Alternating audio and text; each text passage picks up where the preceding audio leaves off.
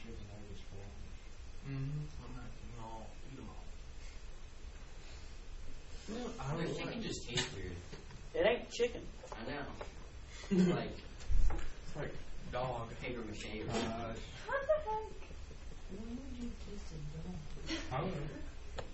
When I went to the Chinese restaurant, Panda Express, Sean, they really don't No, use Panda dogs. Express is not some. I seen somebody Panda on Express is YouTube good, go into a Chinese restaurant and say, Oh my I used lord. some, you know, Yeah, oh God, I seen that too. Oh, that was so funny. Bro, Panda Express is my favorite fast food place. No. The best fast food. Bro, it's so good. It's not even fast food, it's like quick food. If y'all want Yeah, some, if y'all do, I hope I can tell that place. Sonic I haven't mozzarella sticks. No, Have no, you did that in their ice They're cream? good. No. After like 2 minutes, No. they're not. All right, here we go. Here we go. Page 127. All right, our world is about to get rocked. Yes. Postulates and paragraph proofs. I'm not going to make you write paragraph proofs because if you go on anywhere after high school to do math, college, it's not paragraph proofs that they're going to have you write. They're going to have you write what's called a 2-column proof. But we're going to look at paragraph proofs, see what they're all about in case sometime somewhere you need to take a test and it involves paragraph proofs.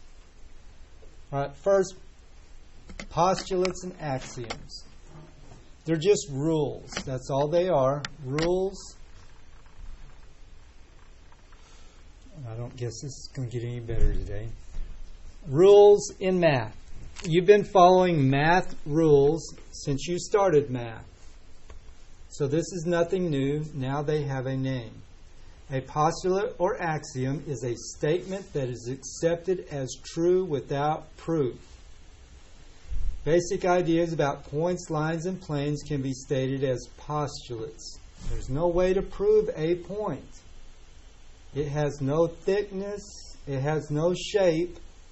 It's just simply an address on a coordinate system. We have postulates to talk about points. All right, in the book, here's how they're going to be presented to us. Here's some postulates dealing with points, lines, and planes. Through any 2 points, there's exactly one line. So they give it to us in words. Then they give it to us in a picture. And if it needs to be, they'll also give it to us in symbolic form, like if it's an algebra expression or equation. We've already learned about lines, planes. A line contains at least 2 points. We know that already. A plane contains at least 3 non-collinear points. We know that already. So we're already familiar with these. Intersections of lines and planes. All right. A proof. If you were to write a proof, here's what you would need. List the given information, and we're going to find out about that in just a little bit. And if possible, draw a diagram to illustrate this information. State the theorem or conjecture to be proven. Create a deductive argument. That means that you're pulling in the things that you need and you're using them where appropriate. Create a deductive argument by forming a logical chain of statements linking the given to what you are trying to prove. Justify each statement with a reason. Reasons include definitions, algebraic properties, postulates, and theorems. And then finally, state what it is that you have proven. This gets a little bit convoluted when you're writing a paragraph proof. I wish they hadn't started with these first. An algebraic proof or a 2-column proof is easier to follow. Tanner, I'm glad you're here, but I need you here. easier to follow, especially when you're learning about what in the world these are all about to begin with. All right. Here in this example, they're going to write a paragraph proof. This is the way that they will be set up if you're asked to write a proof. They will be given a statement at the very beginning saying given. Here's what you have to work with. And then right below that will be a statement, prove. This is what you have to prove. So you're starting here and you're working your way to here. And all along the way, you will have to give some proof of why you can do that step. So let's read this paragraph proof. Started out, M is the midpoint of segment XY. If M is the midpoint of segment XY, then from the definition of midpoint of a segment, we know that XM, which means the distance from X to M, equals MY. This means that segment XM... Your students, pardon this interruption. I would like to tell you the names of the students of our first 6 weeks. They will be in grades 7 through 9 and 10 through 12. They will receive a lunch at Los Amigos next Tuesday. The 7th through 9th girl is Barbara Mead. The 7th through 9th boy is Dominique Green. The 10th through 12th girl is Tristan Kenneth. The 10th through 12th boy is Nathan Harris. Congratulations. They got favorites. I knew that I would win. I just Who are knew you? I was going to win. Which one are you? I was You're not a just student. winning. They didn't call you up there. So I guess your grades are. I know. How unfair is that? It's pretty messed up because you love your Chinese food. I mean Mexican food. Yeah, wait a second. You're stupid. Okay. It's time to point out a couple of things. XM equals MY. Segment XM, segment MY. This stands for the measure, how far it is, the distance, and this stands for the object. This is being written in algebra. This is being written in geometry. Okay. This means that segment XM and segment MY have the same measure. By the definition of congruence, if two segments have the same measure, then they are congruent.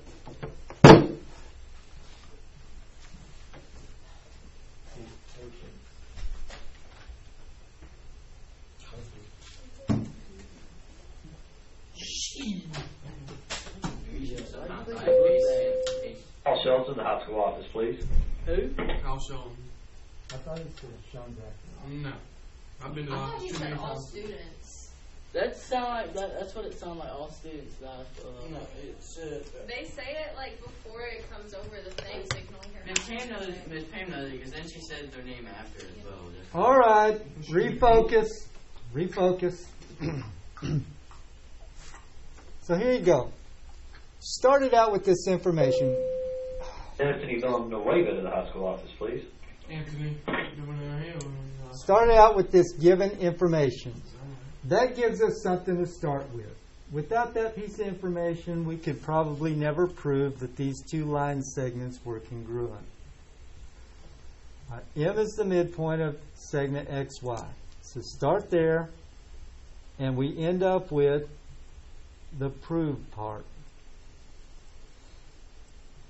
That's the way all proofs work. You start with something that's given, but the last line is always a statement from right here, the prove, because that's your goal. Well, it gets a little convoluted, wordy when we're writing a paragraph proof. That's why I don't particularly like them. So if you will flip over to page 136.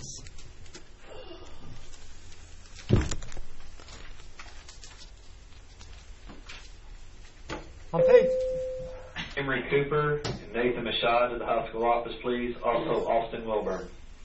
Right, Wilburn. starts talking. Oh. Where's you Sarah? said awesome. On page We'll 136, learn it. this starts the section on algebraic proofs. Okay, you've done this before.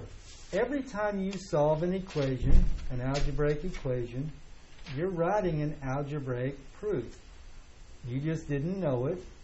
And the part that you left off was naming the reason why you could do each step.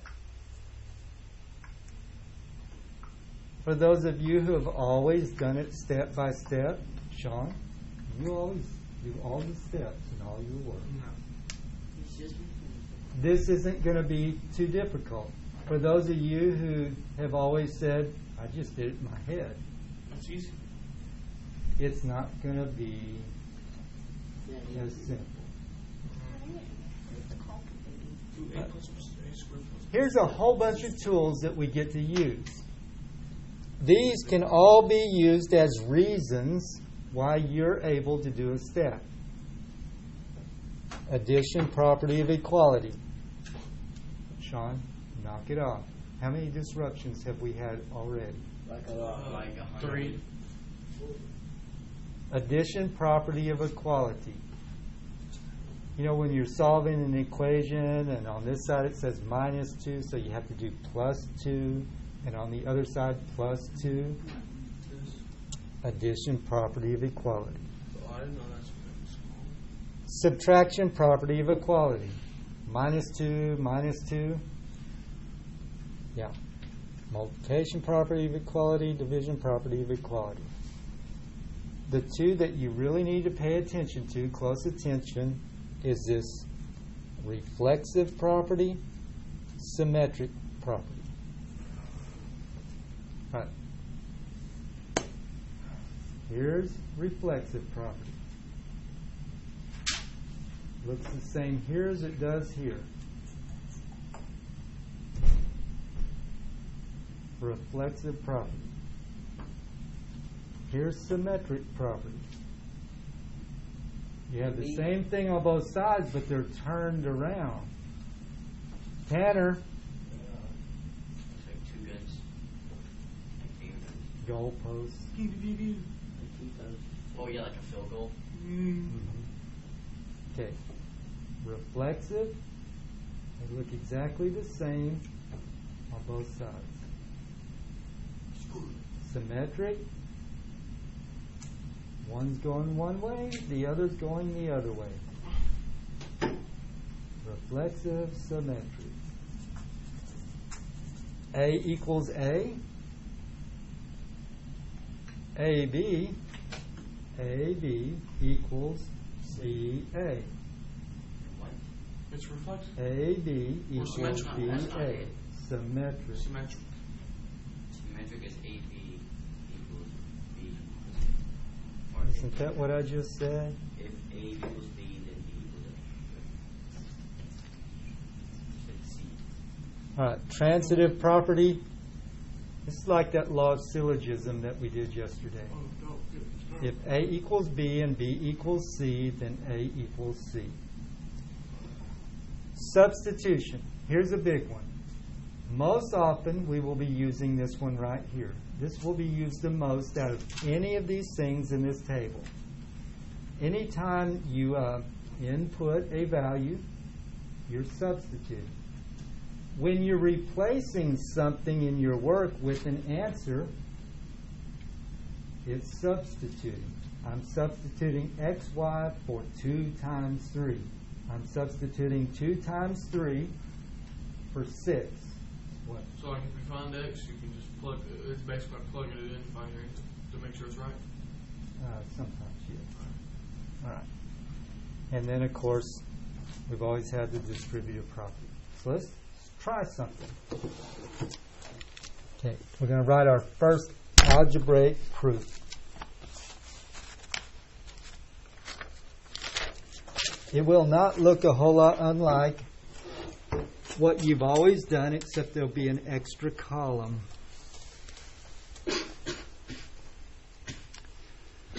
So let's see. Given.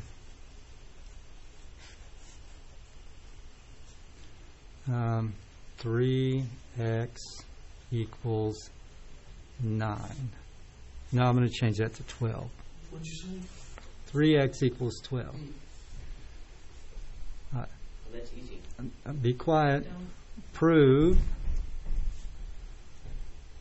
x equals 4. Huh? No, put your hand down.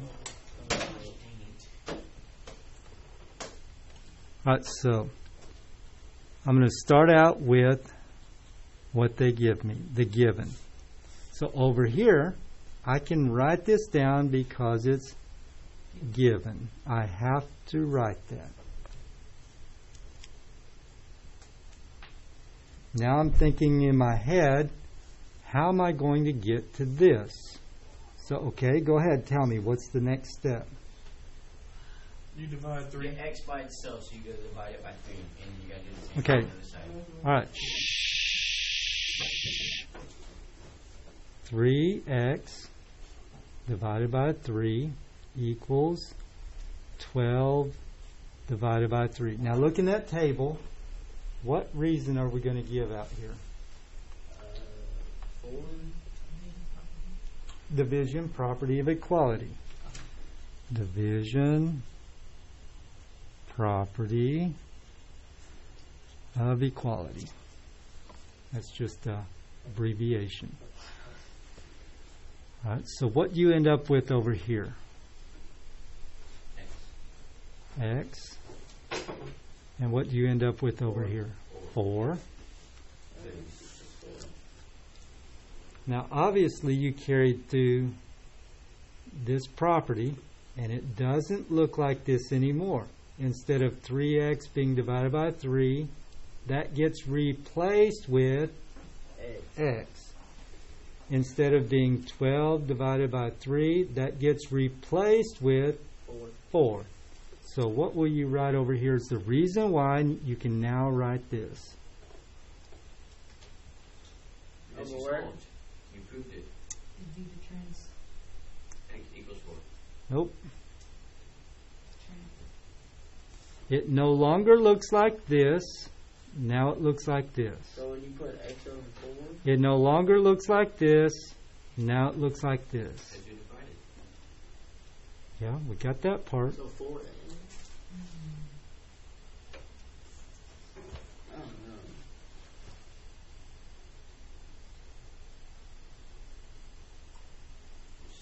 Substitute. Substitution.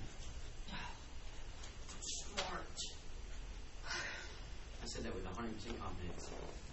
I don't know. When you carry through with the math process and you write the answer down, that step is always going to be substitution.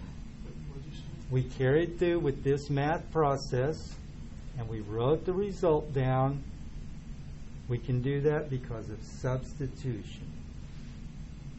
It's going to take a while for us to get used to this.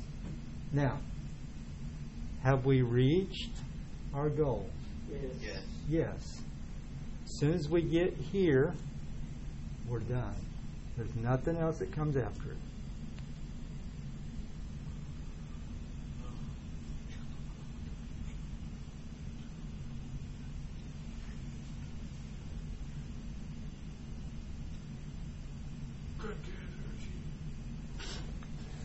Let's try one that's a little bit more involved.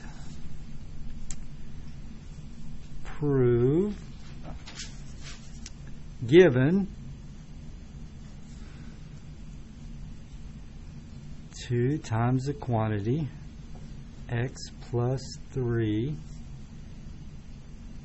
equals let me see here 43. 16.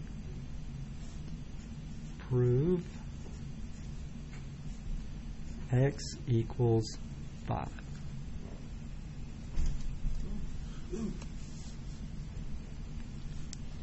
Step 1. What? I was going to tell you what it was. You have to do division of property. Substitution or Okay. substitution. In step number 1, 2x plus 3 equals 16. How come we can write that down? Huh? It's given. It's given. Yeah, it's given. And the second one would be proof. Step 2, It would be just 5. Distributive property. It would be just 5 Yeah, equals that. I distributive mean, property. x equals 5. So you do 3 times x, you get 2x, and then Okay. Plus 6. plus 2 times 3, which would be 6. Is this one of the times that we could divide by 2? yeah, it could. Mhm. And that's the what? And that would be the division property of equality? If you Instead of divide it by being 2 to start distributive, with. if distributive Yes. just take us one step longer? Mhm. Sorry, So I it didn't would mean be- to rain. So it could be either one. Mhm. Easily. Okay. So distributive property. Okay, distributive property of equality. Now you want to get. You want to. So you Maybe get substitution. 2x plus 6 Equals equals 16. 16. That'd be substitution. When you subtract 6 on both sides? Yeah. Yeah. Hold on, we're not there. Oh, substitution. That's substitution. Mhm. So now you do what Sean said. Subtract 6. All right, so 2x plus 6 minus 6 equals 16 minus 6. Yes. So it's 2x equals. No, what do you write? Oh. Would not be Uh, subtract. Mm-hmm. yeah, that'd be Yeah, subtraction you- property of equality. Subtraction property of equality. You know how both substitution and subtraction start out SUB. So you can't abbreviate substitution. You have to write it out. And in a little while, we won't even be writing property of equality. We'll just write distributive, subtraction. Now, Okay, so- 5 Now you put 2x 2x equals equals 10 10. because you subtracted. That's That's substitution. given, right? Substitution. Substitution. You Then added we- that stuff? And now step 6, you try to get x by itself, so So you divide, 2x with 10. Okay. and that's 2x divided by 2. division 10 divided by property 2. of equality, Division property of equality. and then x plus 5, and that's our proof. Number 7. Then when you go to plug it in, x equals 5, that's 5 plus 3, that's 8 times 2, 16 equals 16. Oh, that would be sub. Yeah, it's substitution. Substitution. Austin had it. Huh? Austin said it. So you see how the substitution is going to be used more than anything else most of the time. Wouldn't there be like adding? Oh, are we done? No. Oh yeah. Yes, we are. Yes, because we ended up with what they asked us to prove. Yeah. We're There's done. a lot of steps. Yeah. It's worth it. You were doing them anyway. Just now you realize what you were doing. Mm-hmm. Yeah, if you're used to writing down each step as you go, it's not going to be nearly as challenging for you as it's going to be for those who just want to do it in their head. The calculator can't help us with proofs. The good news is we'll be writing proofs all year long now. Shane! Yeah. Bro, I ain't even sleep. You scared me. Yes, you are young. Gee. My heart just like hit me in the chest. So now, Molly jumped out of her chair. when we take a look at this example here on page 137, yeah, it makes a little bit more sense to us. Given Celsius equals 5/9 times the quantity Fahrenheit minus 32. Prove Fahrenheit equals 9/5 Celsius plus 32. So all they're doing here is they're solving for F. So in the very first statement, by the way, this is called a two-column proof. In the first statement, they write out something from the given. Sometimes you'll be given more than one thing to work with. This time they only give us one thing, so we write it out and we state the reason why we can write it is it's given. Then right from the start, they're going to multiply both sides by 9/5. Okay, they call it multiplying by 9/5. That's what's happening whenever you divide both sides by 5/9. Tanner, I need you with me. Multiplication property of equality. They wrote out what they were doing. Next, they write down the result, substitution. Now what do? Well, you add 32 to both sides. They write that step out, addition property of equality. They write the result down, substitution. Then they flip it around because it's turned around backwards. We need to have it looking like this. It's written backwards. Flip it around. This time it's symmetric property of equality, and we're done. It's a thing of beauty. All right. Here's your assignment. Here's your assignment. Page 139, number 5. Complete the following proof. Copy this down exactly the way that it looks, except you don't have to shade in these heading boxes. Tanner.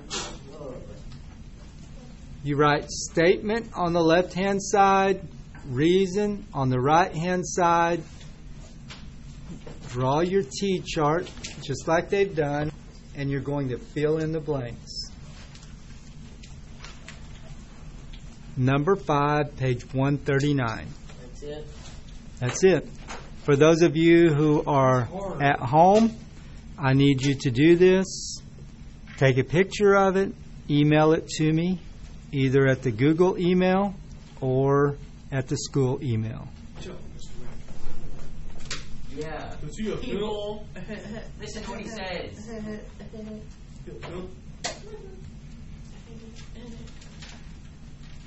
That's so weird. Just listen, like us, them being able to hear us. This is weird.